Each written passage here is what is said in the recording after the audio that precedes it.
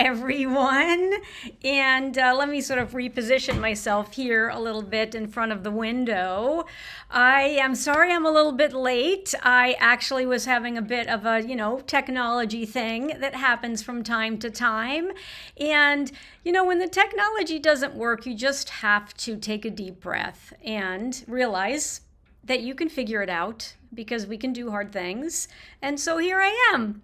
I'm so excited to be with you today for my weekly Wednesday chat about art, creativity, and entrepreneurship because I just wrapped up my very first 3-day live event. It's a virtual event that we held on Zoom, and it was incredible. And I wanted to share a little bit of a debrief with you today about it because I'll be doing one again in about 6 months. And I want you to get super excited about it if you missed this one. And you can join the wait list, and I'll tell you how to do that so you don't miss it when I offer it again. But let me back up for a second. Say hi to Shelly. Hello, Shelly. I've actually been trying to reach you, and I don't know if my emails are ending up in your spam folder, but Shelly was at the event, and I want to do a follow-up with you, Shelly. So please check your spam folder so that you and I can do a little one-on-one. Lorraine was also there. Thank you, Lorraine, for joining me today. And I wanted to do a little bit of a debrief because I've actually never done an event like this before, and it was amazing. And I've gotten such great feedback from the 32 amazing women who attended virtually from the comfort of their own home. And it was called the Creative Business Blueprint.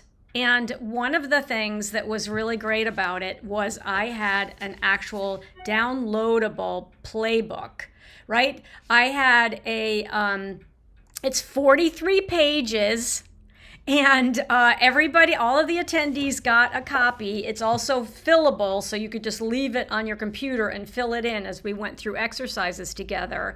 And so that was an amazing sort of support document that everyone got during the event. And it was 3 days across Thursday, Friday, and Saturday of last week. And it started at 10 a.m. Pacific, and it wrapped up at 4 p.m. Pacific each day. And here's what we covered.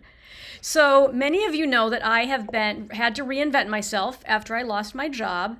I had a corporate career for 30 years, and then all of a sudden, my boss called me into his office and basically said he had eliminated my job and bye-bye, go walk down the hall, talk to human resources.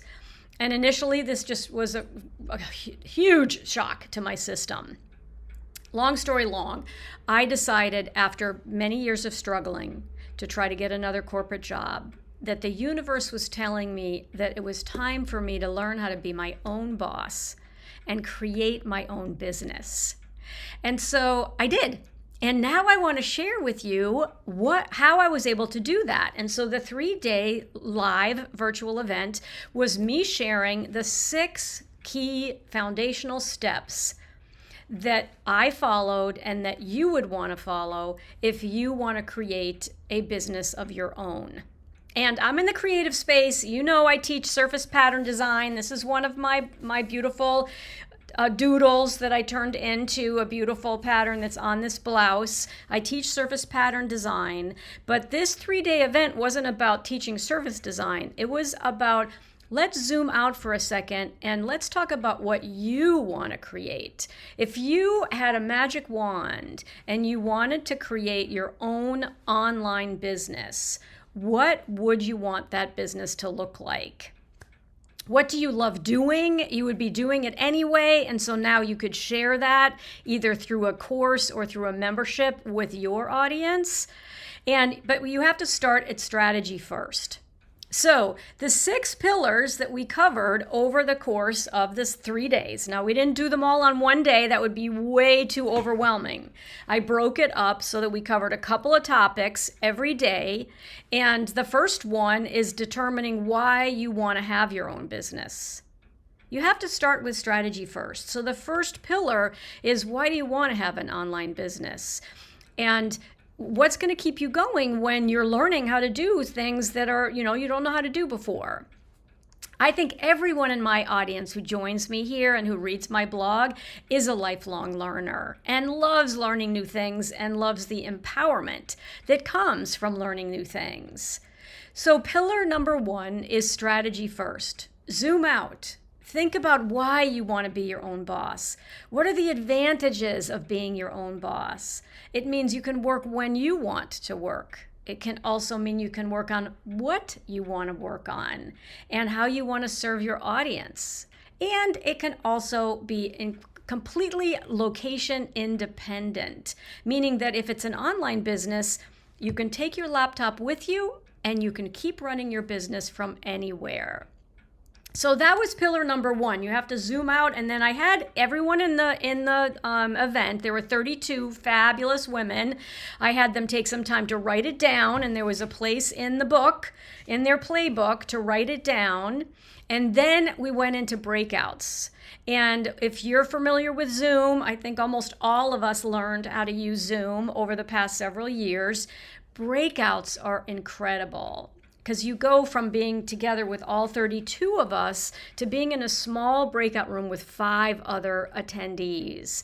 And you have a chance to share your why. Why do you want to start your own business or grow your creative business? You get a chance to share, you get a chance to support each other, you get a chance to ask clarifying questions.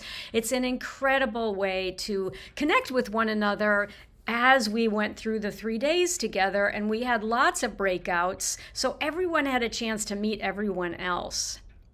But that was pillar number 1. Pillar number 2 is, well, once you understand why you want to have a business, why don't we talk about, well, who might be your ideal customer? Because you have to know, well, who am I going to be serving? Who am I going to be supporting? What am I going to be helping them with? And understanding your ideal customer is super important. And there are 2 aspects or multiple aspects to your ideal customer. Their demographic information, which a lot of people just focus on that one dimension of your ideal customer, but she has a lot more complexity and dynamism and interest than just her demographics around her age or her marital status. So we dove into psychographics and values, and that was really eye-opening for many, many of the women in the audience, because they'd never really thought about their potential customers in those terms. And we are all unique individuals, and we have there's a lot that goes into who we are and why we are the way we are, our values, what is important to us, what we cherish, the type of people we're attracted to. And all of that is much more interesting to learn about and decide about your customer than just their demographic information. So that was the second pillar. So the second pillar in the process, after you determine why you want to have a business, is to determine who is your customer. So we did a lot of work on that. There are multiple pages in the playbook where we played some quiet music, some reflecting music. Everyone was able to write down their thoughts, and you don't have to be perfect, right? We talked a lot about, it's not about perfection. It's about, what do you understand about them now? And you'll continue to learn more about them over time. Then we did a breakout about that, so everyone could share that together, which was awesome. And that was pillar number 2. Then pillar number 3 is, well, now that you know who you'd like to serve, how are you going to attract them? And in the online space, the way you attract people to join your community and come onto your email list is through something called a freebie or a lead magnet. So another one of the big frameworks that we covered during the 3 days was, what is a freebie? How do you set up a freebie? But more importantly, what might your freebie be? And that was where we could also spend some time reflecting. Everyone could start to connect the dots between who their ideal customer is, what they are interested in actually sharing with that ideal customer, and then how might they bring them into their community and get them on their email list, which is the best place to continue to communicate and to kind of grow together and to build your community. So one of the pieces of feedback as I sort of debriefed the event was the breakout we did about the freebie was the best breakout, and it needed to be longer. And so that's great for me to know, because the next time I do this, when I do a 3-day event again around the creative business blueprint, I will make sure that I'm adjusting. So when we have this deep dive on freebies, that we have a chance for you to, in your breakout session, to dive deeper. And the part of it that was so popular for that particular segment, so we're on segment number 3, right? Your third pillar is your freebie. The reason that it was so powerful is because everybody was giving each other feedback or ideas, or the creative juices were flowing. It was incredible. So that was fantastic. And then, of course, we had breaks, right? We had breaks to make sure that it wasn't an overwhelming amount of learning on any given day. There was a meal break, and there were several breaks as well during the day. And then we moved into day 2. And on day 2, it was really important for us to cover, what are you going to offer, right? What are you going to offer? And how might you deliver that offer? And then also, how do you get that offer out into the world? So those are 3 really big pillars, right? One of them is your offers. What does your offer look like? Is it physical products? Is it the designs you have on a print-on-demand shop? Is it a course, or is it a membership? Lots of conversation around that. What are the pros and cons of each one of those ideas? Physical products versus digital products versus online courses or online memberships. Lots of very rich conversation around what those look like and what the pros and cons are of each of them. And then we also then talked about the next pillar, which is, how do you want to deliver that? Do you want to deliver that live? There's no startup costs if it's live. You can invite people into a Zoom session, or you can do it like this, not on a public page, but in a private Facebook group, and you can teach live or share what it is that you have to offer live: coaching, counseling, teaching, crafting, whatever it happens to be. You can do it live, and there's no startup fees really, other than having a Zoom account if you want to do it on Zoom. But you don't have to do it on Zoom. You can also do it on Facebook. And Facebook, at least currently, a private Facebook group is free. Your students would pay you to attend and to be a part of that small group. But we talked about that as a delivery mechanism. We also talked about pre-recording. We also talked about, even if you're going to pre-record, you don't have to be on screen if you're not comfortable being on screen. You can pre-record content with slides, and people are hearing your voice describing what you're teaching that's on the slides. So incredible depth of, we dove really deep. We did another breakout session around it. We had an opportunity to also, one of the very, very popular aids that I used was, I created this incredible spreadsheet. And the spreadsheet, I call it my math spreadsheet. It's a what if scenario. So we had an opportunity, especially on the 3rd day, when I knew more about each of the attendees. On the 3rd day, we had an opportunity for me to say, okay, let's do a what if scenario with Shelley, or with Suze. Hello, Suze, I see you here. Or with Lorraine. And they would come on screen with me because we were in Zoom. But we were doing it in front of the entire group of 32 people. And we'd talk about, okay, if you had a course that was this much, how many times would you offer it during the year? So how much money would that, how much revenue would that earn for you? We also talked about memberships. If you offer a membership, let's say your membership is going to be $29 a month. How many people do you think you could get into the membership? And then how much revenue would you earn over the course of the year if you open the doors a few times? And so it was a really powerful way to kind of connect the monetary aspects of the business, and create sort of a reality check about, well, if you're doing this work and this is what you're planning on charging, let's be really realistic about, okay, well, what does that mean you might be able to earn in your first year? And then, of course, you can grow it from there in your second year and beyond. So it was fabulous, and I wrote a whole blog post on it. So I wanted to share my screen for just a second and go over to my blog. You guys know you can come to my website, ANNELAFOLLETTEART.com. Just click on the blog that's in the upper right-hand corner, and then you can see I write a blog every week, and this is the beautiful picture. I couldn't get everybody on screen in this photograph here, but you can see how much fun we're having, and everybody's cameras are on. We're all interacting with each other, and I wrote a full blog post about what was the event about, what did we cover, and also some just amazing feedback from the attendees.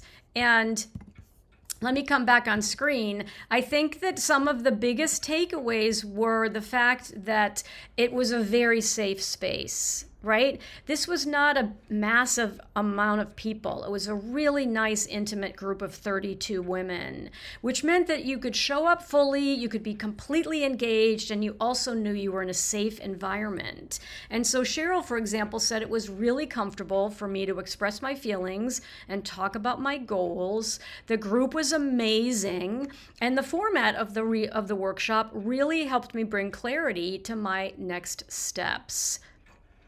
And then Denise said, I loved the breakouts. It was wonderful to connect with different people every time. And we also really, one of the best parts was, again, gaining clarity on your direction. And it's not about perfection. It's about doing something, moving forward, and seeing what happens.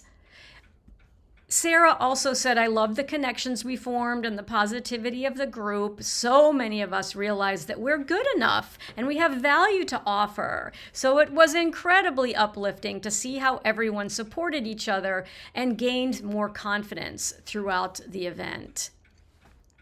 I also had some key takeaways for me as the host. Since I've never done this before, it was the first time for me to do it.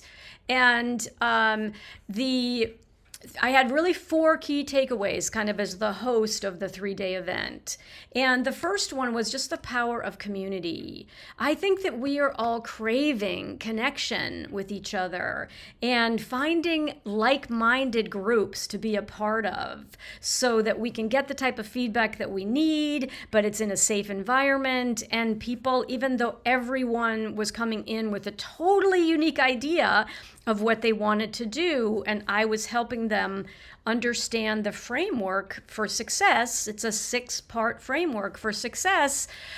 Everyone felt really comfortable, really diving deep and further developing their ideas. So the power of the community was incredibly important. My second big takeaway was that engagement matters. And so when you're attending an event like this, it's all about your level of engagement. And that if you play all out, there is this dynamic that gets created and amazing atmosphere of support that was palatable. Even though we were doing this through a computer screen, it was palatable. It was touchable. It was just incredible. That level of engagement was part of what just made me so thrilled, because it was not a boring Zoomathon. It was a really engaged, immersive experience for everyone, which was my goal. And then the third thing was that clarity leads to confidence, right? Many of us fall into perfectionism, and to be honest, sometimes perfectionism is procrastination.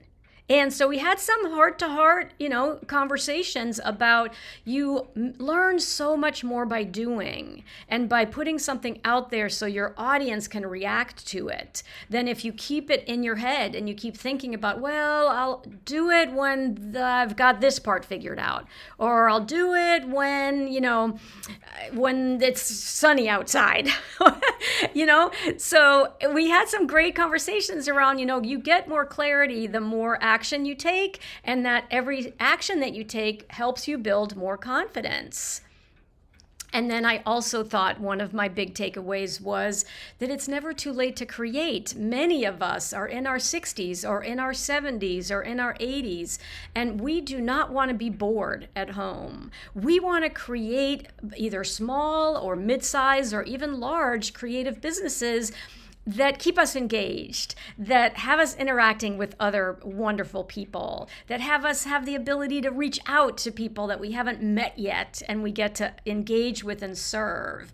And life is short, so let's fill it with something that is bringing us incredible joy and engagement. And creativity knows no age. There's story after story after story of people who started doing down a creative path very, quote, late in life.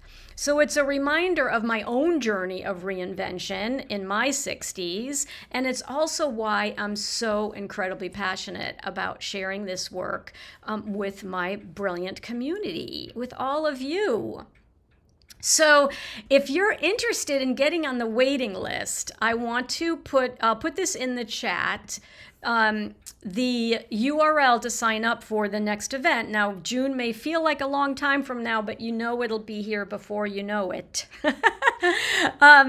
All you need to do is go to members.artwithanne.com/blueprint, and you can get yourself on the wait list. But let me just pull up a couple of comments that I see you guys making that I so appreciate. And Lorraine is here, and Shelly is here, and Lorraine said the 3-day event.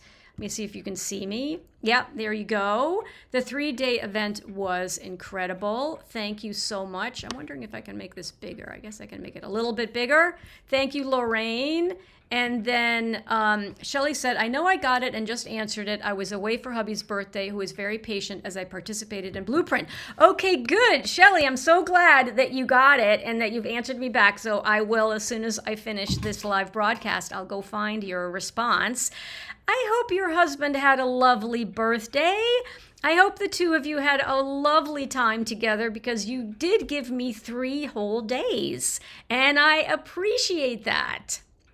And Shelly also said that Creative Blueprint has my highest recommendation. Thank you so much for that. And hello, you'll have to tell me if I'm pronouncing this right. Is it Jacinth? Ah, beautiful, beautiful name. I love that spelling. It's nice to see you. And